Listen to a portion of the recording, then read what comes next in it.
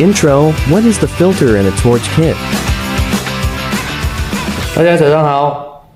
今天我们来教学一下如何做这个保养。我们说使用一段时间如果维修过有投诉这个火焰一边大一边小呢，或者是两边都小了越使用就越小了可能就是里面那个过滤网堵塞了都里面管子里面有那个过滤网堵塞，它的一个 filter 它有设计，工厂有设计一个 filter 那个 filter 呢是长得这个样子，很多人可能都没有发现这个东西看到吗？它就是中间有个铝网，铝的过滤网，看到吗？这个铝网呢有时候会长时间了，你们的气我们的那个 MAGAS 长期可能或是有肮脏或者有水分水分多的话，这个铝网可能就会氧化或者是生锈或者是怎么样会坏掉。坏掉的时候呢，如果没有这个过滤网呢，我们的 torch kit 的里面的枪嘴这个枪嘴就很容易堵塞，堵了就不好做了不好做修理了因为它的孔非常的小非常的小，必须要用那些很细的那个铁条还是那针还是什么很小的很细的东西才能够清理然后用一个很强的风把它吹干净能够的话定期做 service 一下，定期做保养一下，这个管子拆出来清洗这个过滤网这个过滤网如果发现坏了马上要更换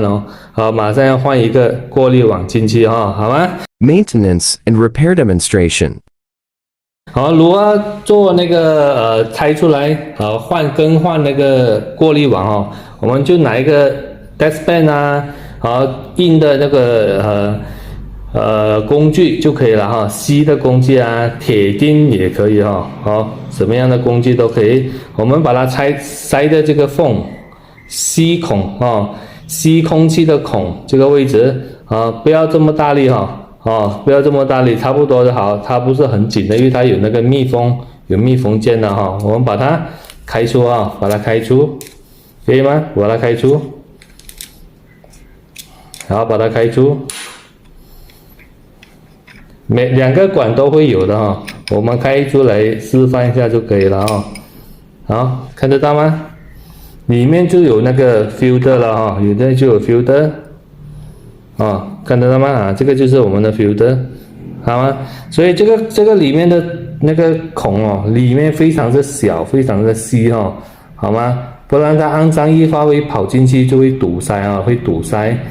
或者水分都会堵塞，没有这个过滤网的话就会很容易堵塞有过滤网它会把水分呢分散